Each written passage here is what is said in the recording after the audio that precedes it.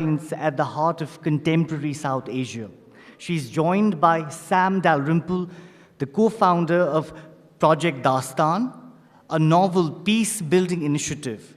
And the session will be moderated by Aanchal Malhotra, a fellow partition authority. This program is being presented by Avid Learning. And after the end of the session, Aanchal and Kavita will be doing book signings. That's right outside to your left after you exit the venue. Could we have a warm round of applause for all our speakers, please?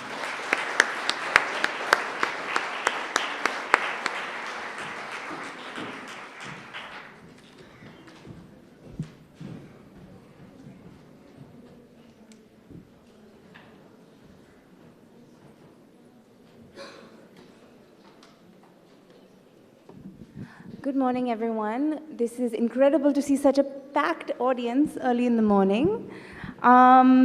This is a very special session because, of course, both these projects begin in partition. They begin in the past, but they're very much alive, active projects in that they bring partition into the present.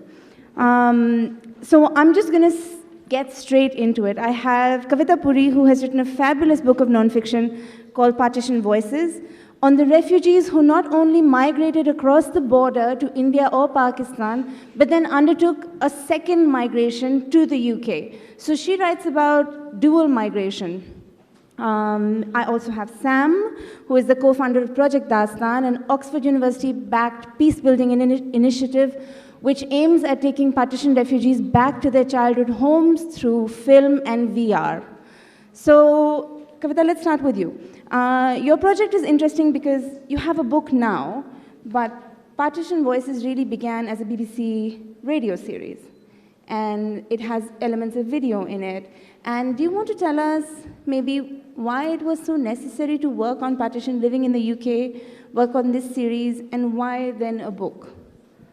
Well, I suppose, as with so many people who write and study about partition, it was really personal to me. My father was born in Lahore of a Hindu family in 1935, and he would talk about his childhood in Lahore. He would then talk about growing up as a teenager in India. He'd talk about coming to England in 1959. But when I'd ask him about partition, he would look at me and say, well, why do you want to talk about that? And there was this invisible line that was not to be crossed, not just with him, but members of his family. And so I would talk to South Asian heritage friends of mine in Britain and say, is this your experience too? And they said, very much so. And so when the 70th anniversary approached, I work at the BBC, I felt that there must be all these memories around Britain that needed to be excavated. And I very much felt these are really elderly people now. If we don't capture them, they will literally be lost forever.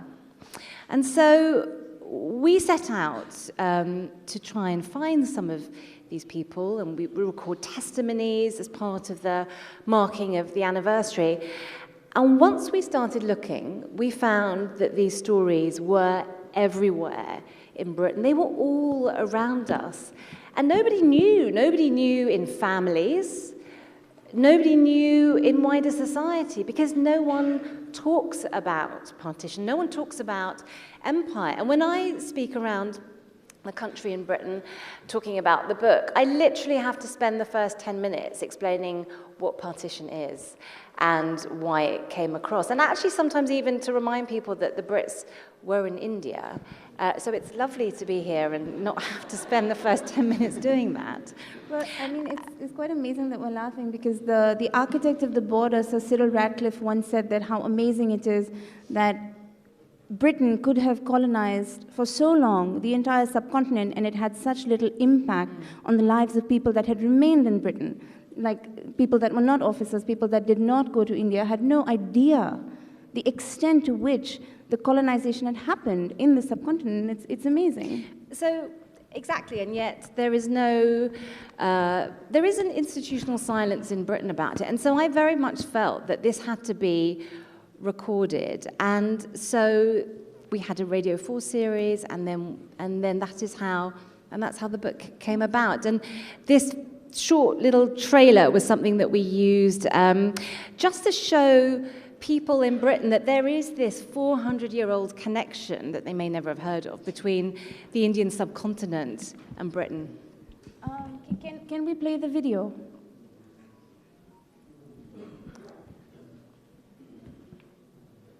Please? That's the magic word. That's fine. We don't need to see the...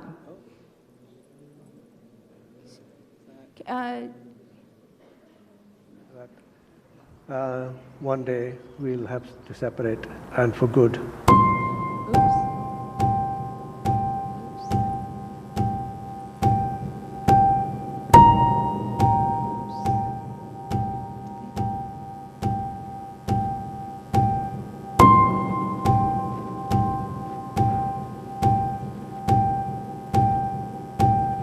Last minute decision just before the train left to just come out. That very train was totally butchered.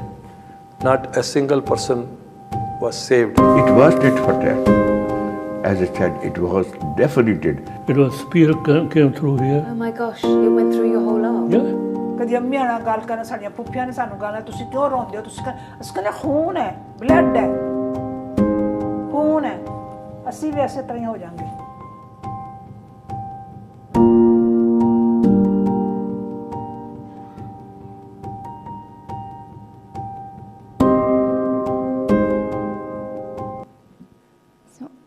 We never thought. Already there is so much there, people's voices, how they remember things, the words they use to talk about what happened, and we're going to get into all that during this session. I want to come to Sam. Sam, you do something really extraordinary with Project Dastaan. It's a way to take people back, and I think that there is a connection to be made between both of your projects, and if I can say my own research, where so many people want to go back. So can you tell us a little bit about Project Dastaan, your process in which you collect stories and how you take people back exactly? And then we'll watch a short video on your project as well. So the project began about 1.5 years ago when Spar Shahuja, my friend, and several others, we were all discussing how our grandparents had not really discussed their migration stories, but would often talk about their homes. My grandfather was Scottish, he wasn't Desi, but he was placed out in Amritsar and Delhi, and was so traumatized by the events that he saw during the partition that he never came back. And my family's now been living in Delhi for the last 30 years, but he never once was able to come back out to visit us because he just felt too traumatized by it. And so we came up with this idea to go around interviewing partition witnesses and then sending a volunteer team across the border. We were at Oxford University at the time, and we had friends who were from across the border who had similar stories and who could go out and actually find these places for us. And so we figured that we could sort of use 360 video, virtual reality, to film what their houses, mandirs, gurudwaras, mosques look like today, and reconnect them with their communities that they left behind.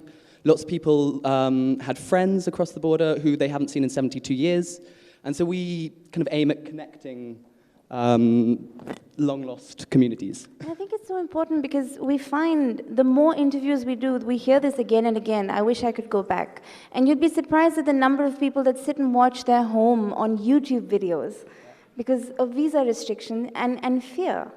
Can we watch the video on Project Dastaan, please?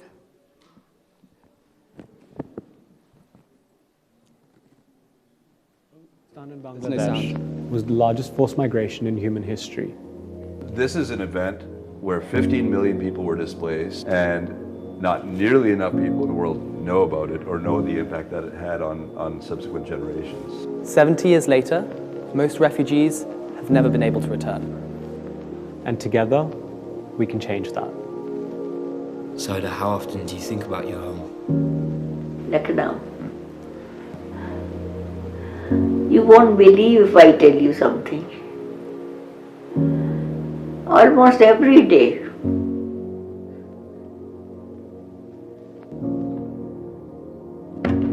Project Dastaan is reconnecting partition refugees with their childhood homes and communities. Backed by Oxford University, we're taking back 75 refugees before the 75th anniversary of partition in 2022, both virtually through our social impact program and in real life, as seen in our feature-length documentary, The Lost Migration.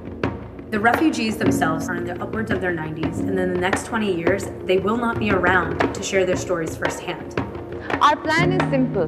We start by interviewing a partition witness, and we go back to the locations that they used to live in, the things they used to remember, the memories that they had of those places. Through VR, we recreate memories of survivors by taking them back to the exact locations that they've described. The documentary then serves the purpose of sharing these survivors' stories, enabling people around the world to learn about this remarkable tragedy. Partition is the single most important event in modern South Asian history. It is to South Asia and South Asian identity what the Holocaust is to modern Jewish identity, which is why I think Project Dastaan is so very important and why I would urge you to support it in every way you can.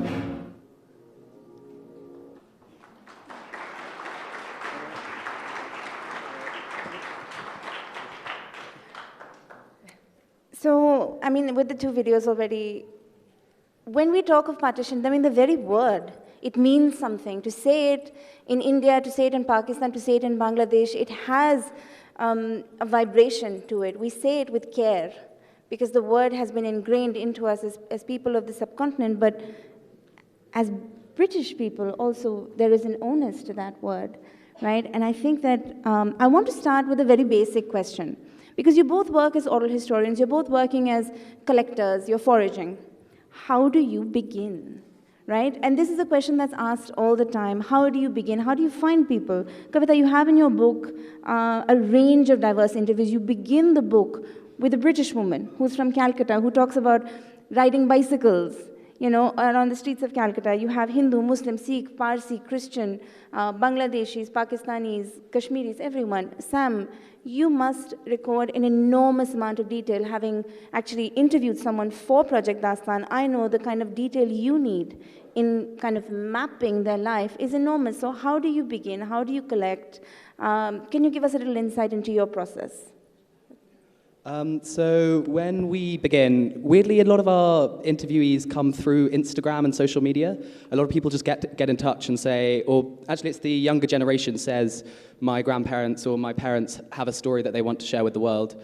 And when we go there, the key thing for us is we want to be able to find the locations that they remember. We need to find visual cues. You know, was there a river running through your village, or is this in this street? Was there a gurudwara, a sweet shop? Where did you used to play? Where did you, like, you know, what was your favorite fruits? Were there any farmland nearby? And because so much across South Asia has been developed, you know, a huge amount of stuff has been bulldozed. I mean, you know, a huge number of mosques on this side of the Punjab border have been destroyed, and similarly Hindu mandirs in Pakistan. But it's often quite hard to pinpoint using built landscape where they came from. So we have to find other ways. What was the kind of shape of the street? What kind of families lived there? What was the district used for that? And it's incredible that as time passes and our memory deteriorates, it remains the most authentic source for us to actually piece together social ethnography, right? Kavita, I was blown away by the sheer diversity of voices in your book. How did you manage to encompass? But that's something we can have in Britain that you can't have if you're doing... If I was writing that book from India or Pakistan, I wouldn't be able to have that range of voices. So I'm a journalist, so... and I work for the BBC, so it was easy for us to get our message out. So we did it the old-fashioned way. We got in touch with academics and faith leaders, organizations, but we could do call-outs on the BBC Asian Network, local radio, Indian language radio. And honestly, we had, as you say, third generation mostly getting in touch with us. I think it's mostly men. I think my grandfather might have a story. But we had so many stories. We were fortunate that we could choose. And what we really wanted to do was create a tapestry of the partition experience. Now, it will never be definitive, and of course you're going to have the Hindu, Sikh, Muslim experience. We wanted the Parsi perspective, Anglo-Indians. Geographically, different things were happening at different times in the north of India. Women, which were really difficult to find. And it was really important for me to include British colonial voices because their experience was very, very different, but nevertheless important to acknowledge. And I was trying to show how the history of the Indian subcontinent and Britain was connected. And so it was important to have those stories in the collection too. But what was really interesting was and we never approached anyone because these are difficult traumatic memories, so it wasn't appropriate for us to do that. So once we'd had a connection, we would then speak to the elderly family member and see if they were ready to talk, and they were. But when we would go and see them, they would often say, why do you want to speak to me? I don't have a great story. I'm not Gandhi or Jinnah or Nehru. And then they would tell you the most extraordinary story that you could make a movie out of.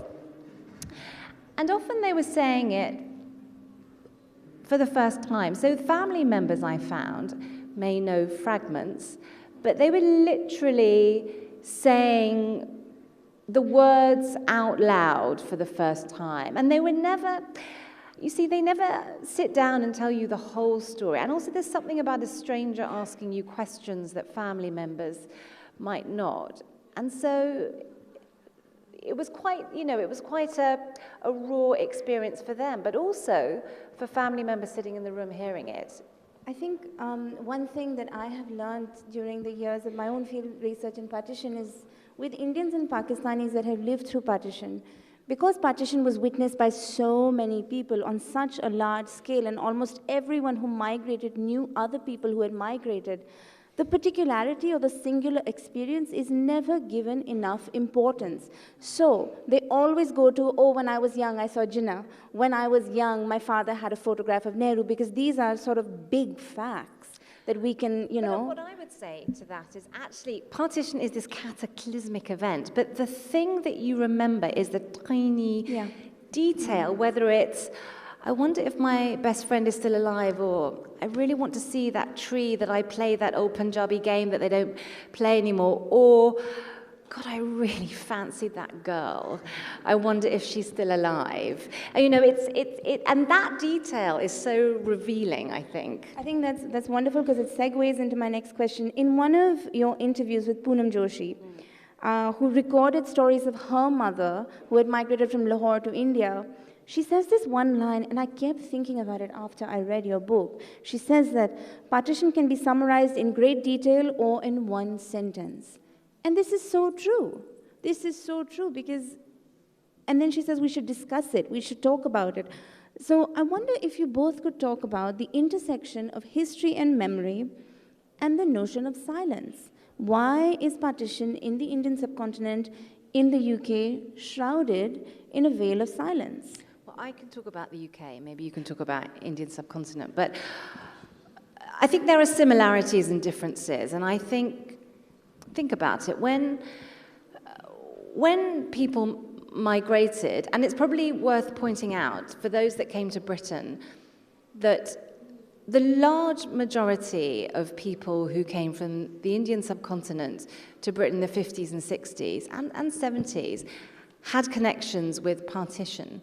In that their lives had been so disrupted once, why not come, why not try and rebuild your life? And so they came to Britain with their stories of memories of loss and trauma and grief, and they kept them hidden away because they had to. Because they were in a country that could sometimes be hostile, and they had to get on and make a new life. And what was really interesting was when they first came, and the only jobs really that many could do were in the factories and foundries, they were working side by side with Pakistanis working together for equal pay and against racism. And so the differences so exposed on the Indian subcontinent were not that in Britain. And so they didn't have time to think about the past. And then their children that were born in Britain, they didn't know about that history, so no one talked about it. But the institutional silence, and, you know, I say no one talks about partition, no one talks about end of empire, no one talks about empire. There are no museums, there are no memorials. I mean, there is a partition museum in Amritsar now, but that's not Britain. So there was no public space for people to air their stories. But also, the thing about partition, unlike, say, the Holocaust, where with the Holocaust it's so much easier to differentiate the victims from the perpetrators. The thing about the partition is that there were perpetrators within families, and so a lot of partition memories are bound up in honor and shame. And so these are very, very difficult things to talk about. And so for all those reasons, and bystanders, so not only perpetrators, but people who saw terrible things of women being carried off, people talk about that a lot, and no one did anything. So for all these reasons, there has been silence in Britain. I think in India, Pakistan, and Bangladesh, it is very regionally specific. So for example, Bangladesh, partition very much is kind of sidelined as compared to 71, the independence, and it's kind of not talked about because they think that the independence war is a more important thing to talk about in terms of their national story, in terms of their national identity. In India and Pakistan, you know, there are certain areas which have spoken about partition repeatedly, most specifically Punjab, but there's lots of areas around India where it still hasn't, Punjab on both sides of the border, we've got, as you said, the Amritsar Museum, the Amritsar Partition Museum, we have Army Museum in Lahore, but, you know, no one talks about the mass migration in Tripura in the northeast. No one talks about the migration of Mopla Muslims of Kerala to Karachi. No one, and there's still this big silence of all the sort of regionally specific migrations, which were often less violent than the Punjab, but were also kind of, you know, changed the ethnic makeup of these areas in an equally sort of dramatic and extraordinary way. And I think those are really, it's wonderful because those are remembered through folklore a lot, right? And that's why oral history is so important. Partition, as many of you know, is spoken in hushed voices. For the longest time, it's still not dinner table conversation. You still don't bring it up. The question has to be asked. And I think there is no shared memory between the subcontinent. I mean, I wouldn't bring Britain into it because really between India, Pakistan, and Bangladesh, there is no shared memory, which is a shame because there is shared history. So Sam, one thing I love about Project Dastaan is that it has a team in Pakistan, you know, and it really does encourage the notion that partition, we both felt it. Right? Can you talk about why that was so necessary? So ultimately, the entire point of the project is to reconnect people across the border, and we couldn't do that without local teams. We are planning to expand into Bangladesh soon. We've got a West Bengal team now, and we're hoping to create a team on the other side. But I think I don't really think that you can talk about the shared history without just asking people on the other side what they think. Like, you know, we can chat as much as we like about it here in Jaipur, but until we chat about it with a Pakistani, with a Bangladeshi, there is still a sort of big gap missing. And you're really doing, I mean, it's so visceral working the way you are because you have managed to connect people. Do you want to share one story with the audience? So one of our first stories that we actually did through to its entirety was this man called Iqbaluddin. And he migrated from a small town just outside Rupnagar, which is in the north of Punjab. And when he left, he carried one photograph with him, which was of his best friend, Narendra Singh. And it's Narendra Singh standing in front of this mosque. And that's the only image that he had and the only thing, kind of clue that we had to work on when we knew that this area had a mosque somewhere, but it could have been demolished.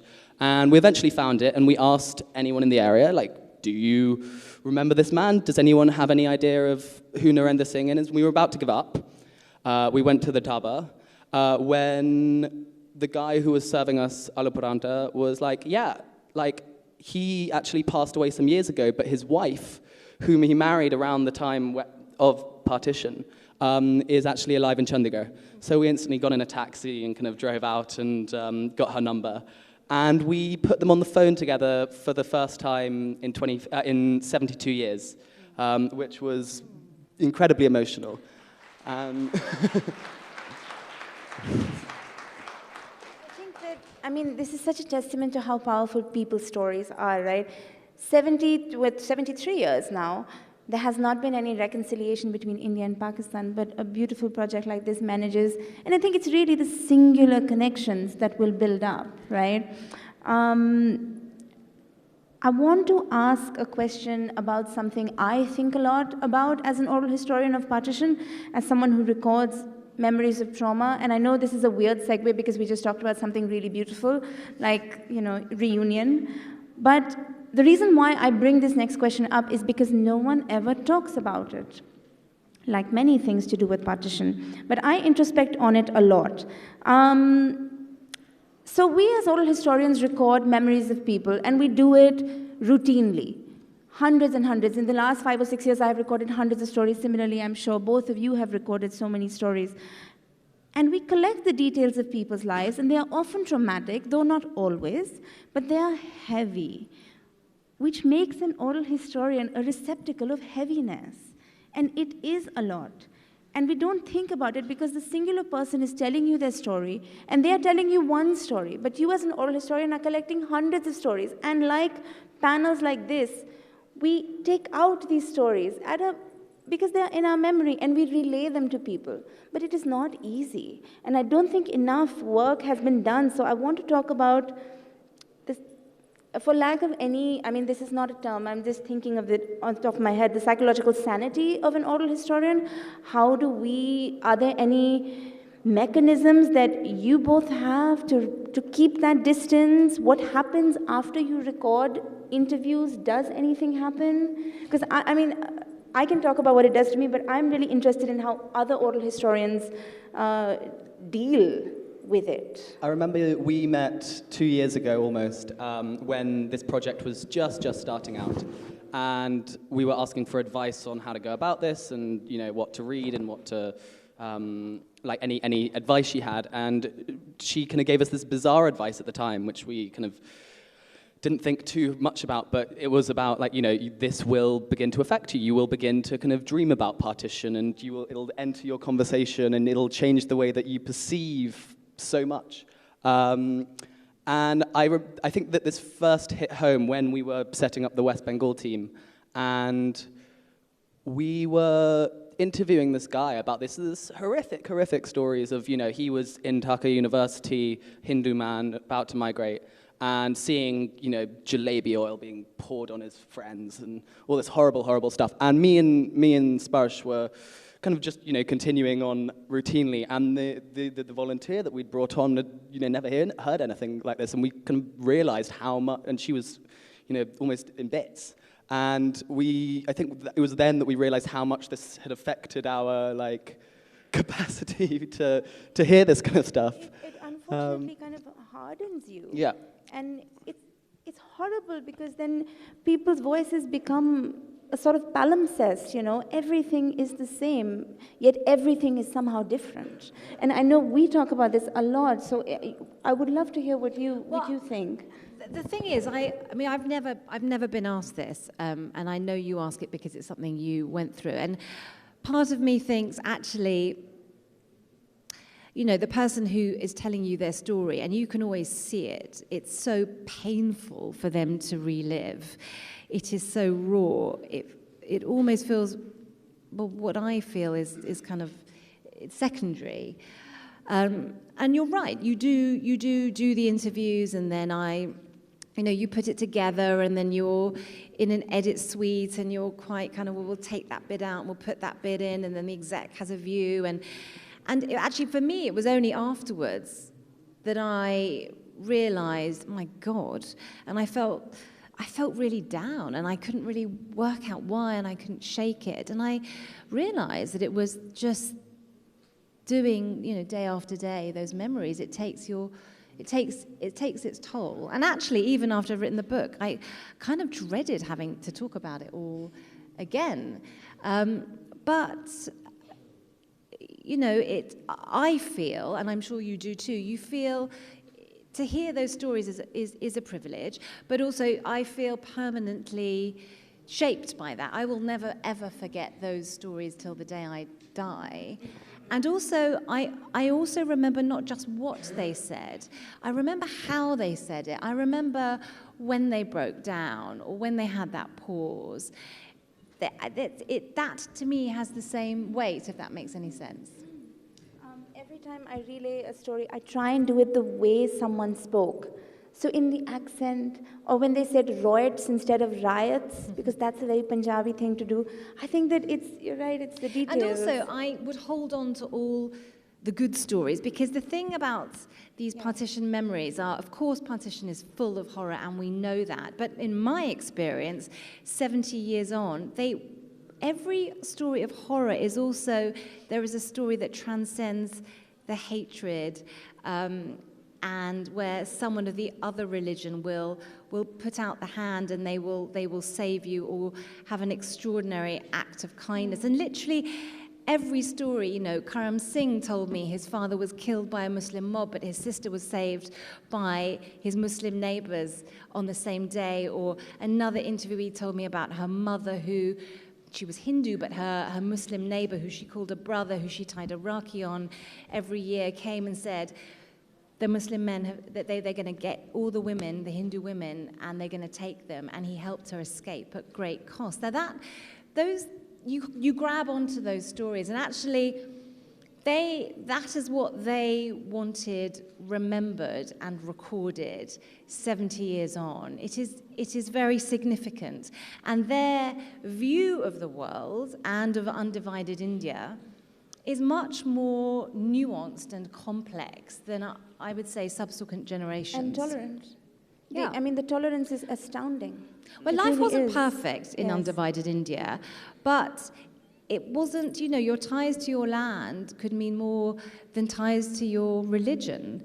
There was a shared culture, there was a shared language, there were shared traditions. People did celebrate each other's religions. People didn't intermarry. Hindus didn't eat with Muslims. There were socio-economic disparities. There were cases of localized, communal violence. But people lived together for generations, and that's the thing. You can't understand all of this.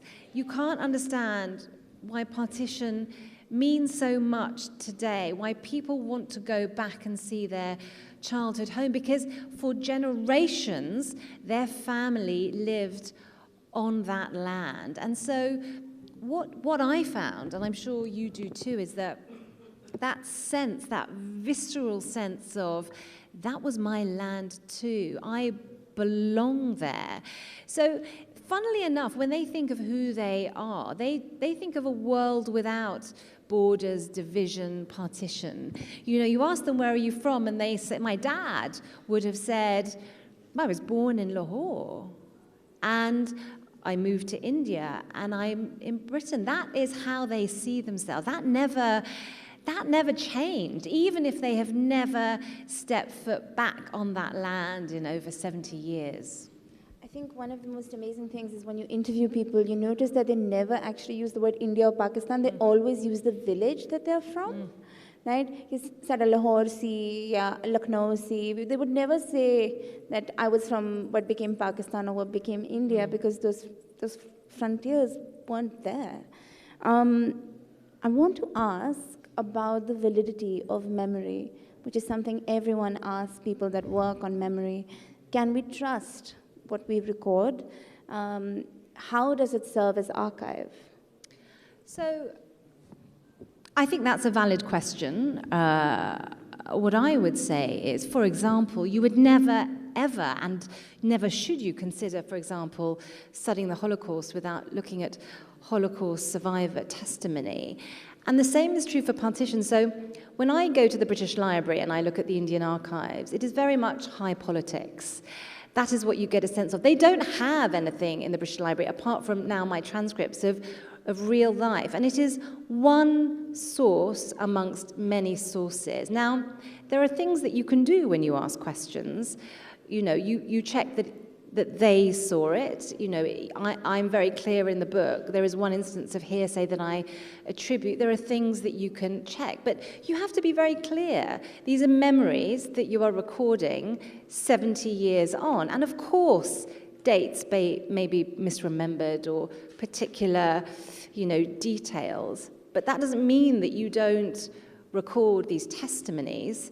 Otherwise, what are we saying? You just let these testimonies go into the ether, and then you have no memories left of undivided India that tell complex stories. This is just one bit of history, and a really, you know, it's the lived history of that moment. You're talking about up to 12 million people who migrated, you know, women who were, thousands and thousands of women who were raped and abducted, you know, people who, 1 million people died, they can't speak, but many more were injured. What are you saying? That those people shouldn't be heard? I think this is something that when we are asking, because we're searching for the locations, we are very, you know, we're looking for what was the place like.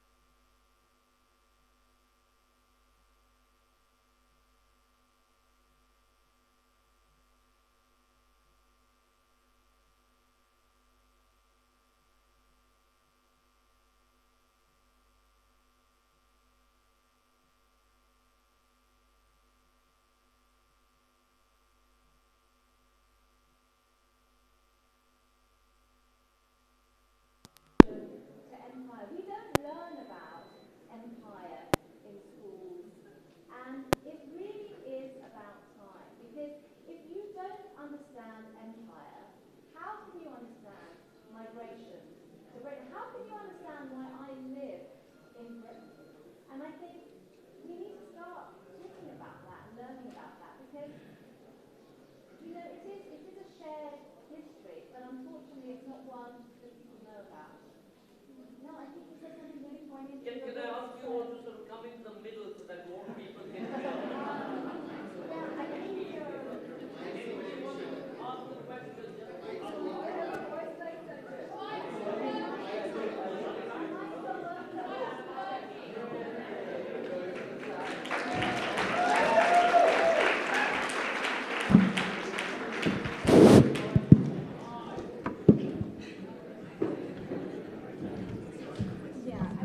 This is the first time a partition panel has got this rave response. I want to say that, Kavita, you said something in your book and also in the talks that I've heard you say is that the story of partition is the story of Britain. Yeah. And it is very much the case because people are just waking up to understand why are there so many brown people in England? You know? I mean, this is really the question. Yeah, like, but the demographic is changing. Yeah, but I think that South Asians don't even know their own history. But, you know, it has never mattered more in Britain, given what is happening, given the talk, you know, the politicization of migration. People need to understand that in 1948, when the Nationality Act was passed, that every single member of the Empire and the Commonwealth automatically became a British citizen and were asked to come and do work the horrible shifts in the factories and foundries that no one else wanted to do. And that's when that big, large flow began. But, you know, one day, South Asian history, it has to be taught. You know, the latest census, a new one is going to come in the next couple of years. There are 3 million people of South Asian heritage in Britain. It is, you know, it will have to be taught at some time. We can't just learn about the Tudors and the Norman Conquest. You know, we have to understand why Britain looks the way it does today. Understand the end of empire. Yes, and I know this film, 1917, is just out, and there is a big controversy in Britain on the fact that there is a Sikh soldier in a World War I film, and you're thinking, yeah, only 1.5 million soldiers went. So, anyway, but I do want to get your take on legacy, and then we will ask questions. What do you think the legacy of... It seems so weird to just rush through this question, but... having been in the field, what do you think is the relevance of the project you're doing in terms of the fact that 73 years have passed and we still, India and Pakistan, haven't reconciled? There's still no peace between the countries. It still defines virtually everything about the politics of all 3 countries. Are kind of, you know, there's this fundamental starting place of all three nations, and you know, you can see it with the debate about. You know, Bangladeshi immigrants in Assam, what's going on over there, like in everything. And I think that the youngest generation is the first one to kind of be confused, like, how did this all happen? Like, a lot of us are facing that, yeah, it's right. But just to add one more thing, I think, you know, it didn't just start with partition. I think, and we're seeing it now, otherness in whatever shape or form it takes, in whichever country, you know, it doesn't begin with huge partition violence. It begins in little incremental ways. And I think, you know, partition, the Holocaust, the former Yugoslavia, Rwanda, we have to, you know, we say we'll learn, but we have to take, you know, we have to take heed of that. And the other thing that I learned from interviewing all these people, we're talking now 73 years, being a refugee in 1947, that feeling of fragility, that never leaves you, even when you have built a new home, you are, you know, materially successful. It doesn't matter. And that fragility actually carries on with the second generation, knowingly or unknowingly. And so these decisions that are made in haste, you know, people look different. They don't look like a refugee, but it doesn't go, and that feeling doesn't just go with one generation either. Questions? Yes, it's just, a lot for me to think about as well.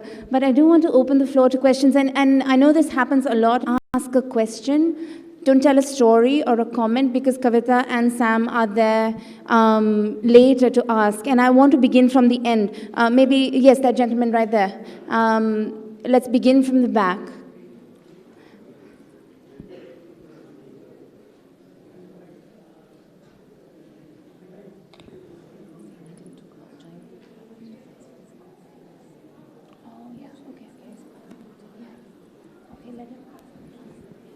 Can we go to an, okay, is your mic working? Hello. Yeah, It's perfect. working.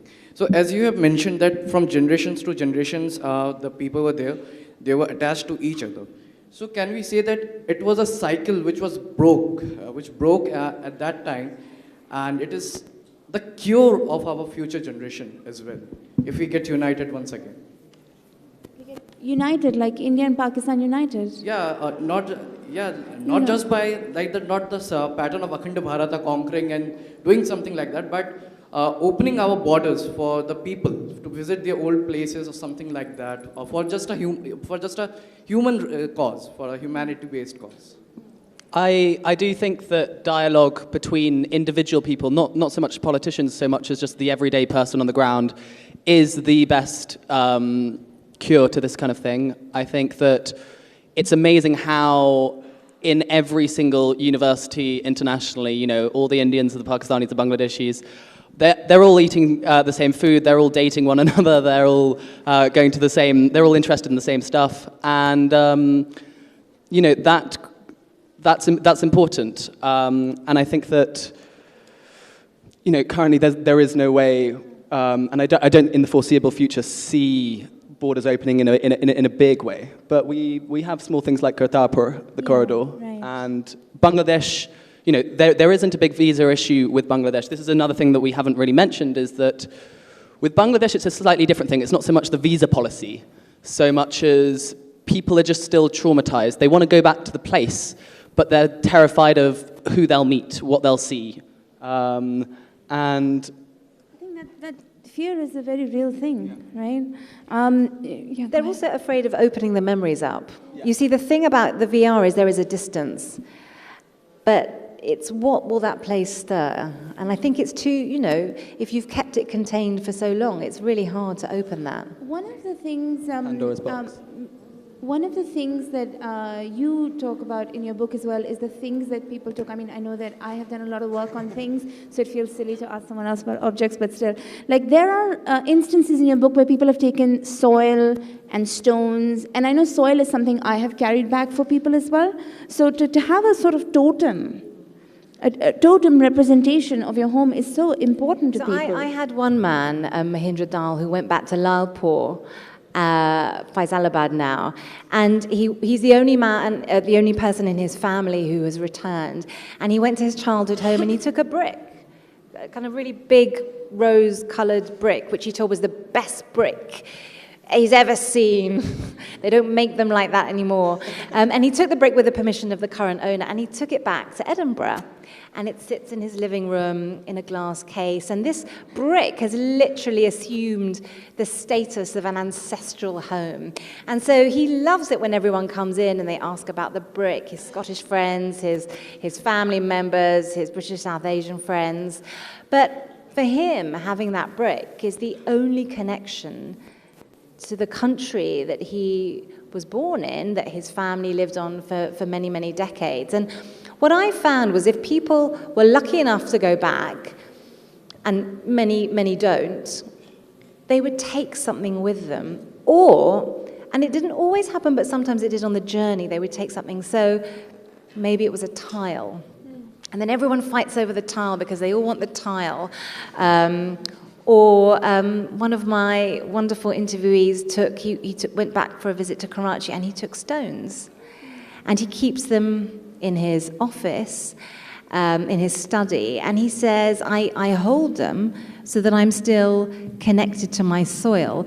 Another person took soil from the earth in East Bengal and took it to West Bengal and put it in their garden and mixed it in their earth to grow flowers. And it's almost like they needed that visceral kind of connection. And what they're saying is, I was there. That was mine too, and that is the only evidence I have of that. We were actually asked to bring back a pebble from, I think it was Makodi. And yeah, I think we still have it. The pebble hasn't quite arrived with him, but we've kind of got it lying around my house somewhere. This pebble from Makodi. I think the thing about objects is they're so powerful and so poignant and profound in the stories they carry, but they are so heartbreaking as well, you know. Having worked with inanimate things that cannot speak, we put so much importance into them, and it's heartbreaking to hear stories like this. Can I get maybe one more from this side? Yeah, the lady at the back, exactly you, absolutely. Yes, yes, yes, yes, yes, yes, yes.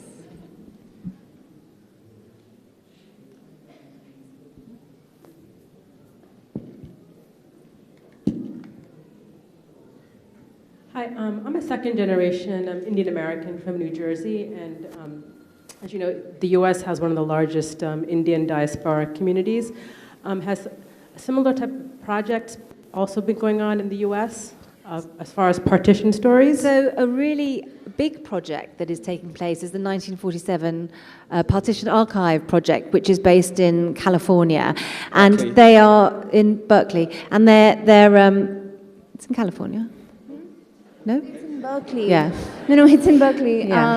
And they have been collecting, I think they're trying to get 10,000. I think they actually have. Do they have 10? No, they have 9,000, so they're very much active. So it's funded from there, but they're collecting in America, Canada, they've got a little bit in Britain, not really, and in India and Pakistan. So you should definitely contact them, and all their archives are online. It's a really good resource. Any more questions? Maybe the gentleman there, and then maybe we have one more question here. Yeah, yes, sir. Thank you. I'm a refugee myself from the partition days. And this is very heartening, the kind of efforts that you people are doing. But what is not heartening is the official apathy, both within the country and outside the country, which surrounds the partition of India. You had the Holocaust, one of the greatest tragedies of mankind, but it is portrayed everywhere, even till this day, in movies, in books, and in various other ways. But there is no kind of official effort, whether within India, and no organized effort outside India to recognize the great tragedy that the Indian partition was. 1 million people killed, 15 million people displaced. Largest forced migration. Sorry? The largest forced migration in history. Yeah, the biggest migration. So one wonders that why is this? Does the British government or the British colonial government, I'm not blaming Britain of today, they suffer from a sense of guilt that under their watch this happened?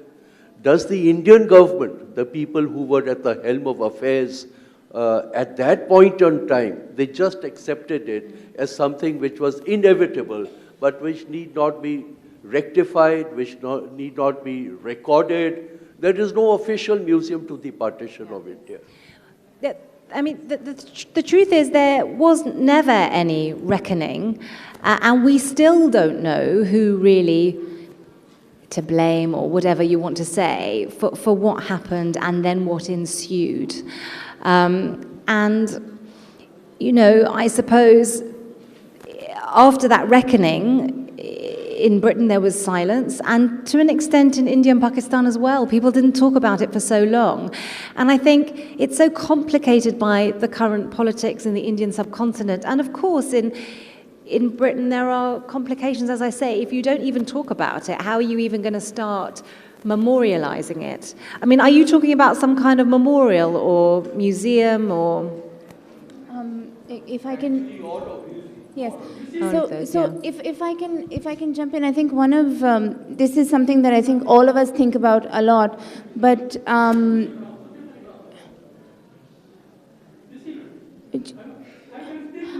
know, but may I answer his question? I know, but the thing is, this is the panel. So I think one of the main problems is that there is no shared understanding of partition within India, Pakistan, and Bangladesh. And I think one of the reasons, in my opinion, is that the Holocaust is so well known, is that the Jewish people really championed its cause. So who talked about the Holocaust? It was people who survived it, right? Whereas I think you might be one of the rare examples of talking about partition, because a lot of people still feel themselves as victimized. And I think it will take a lot for us to have official memory from the state, but I think maybe it is a congregation of projects like ours that will build something. So the effort is small, but at least there is an effort, right? And one of the things I always think about is, when partition happened, what if there were oral historians asking these questions? What if there were people writing in journals? How much is written in vernacular literature that we still haven't even translated, right? So I'm with you 100%. There is so much work left to do, but we are on the right track. The fact that you're asking the question and we are there with answers, small answers, but some answers. Maybe just one more question.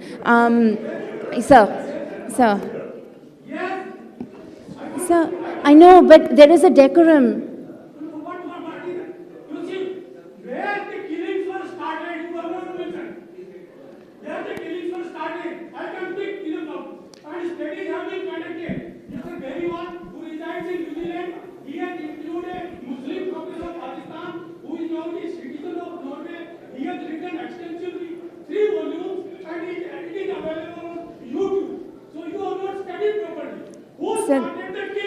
So this is the kind, I know, but this is the kind of, so this is the kind of conversation we are trying to avoid. May I? So can you please leave the venue? Can we be civil, please? Can we be civil? Leave the venue, because this is not the kind of conversation we want. Gentlemen, I request you to be civil. Okay, here is my question. And I think when you are collecting these stories, especially the double displacement and one group which we are not talked about, I know in person somebody who had to be moved from Burma forcefully to current day Pakistan and again back to India. And this person would not talk about it.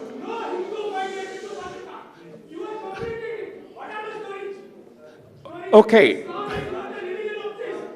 Sir, can I please request you to leave the venue?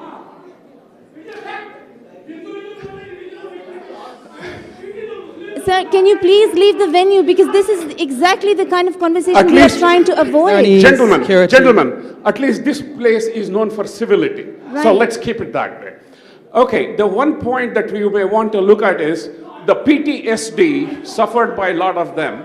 So talking to the counselors and psychologists and the psychiatrists, you may have some of those voices brought to the front. Actually, I do want to mention that Project Dastaan is in conversation with psychologists who work on partition violence. And addressing your Burma question, there are some people doing work on the Burmese, well, Sikhs and Hindus that were in Burma that were displaced during 1942, came to Punjab, and then just 5 years later had to come to India during partition. So there is some work being done on that. I hate to end the panel on such a note, but we don't really have time. Sorry for all the disturbances, but both Kavita and Sam will be outside to answer your questions, and Kavita, of course, will be signing copies of her wonderful book, Partition Voices. Oh, I'm sorry, yes, just one more thing.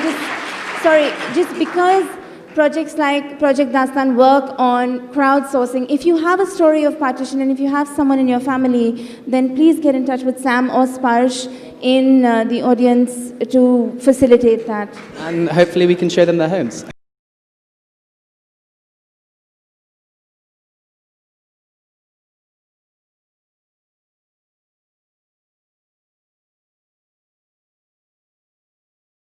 Participation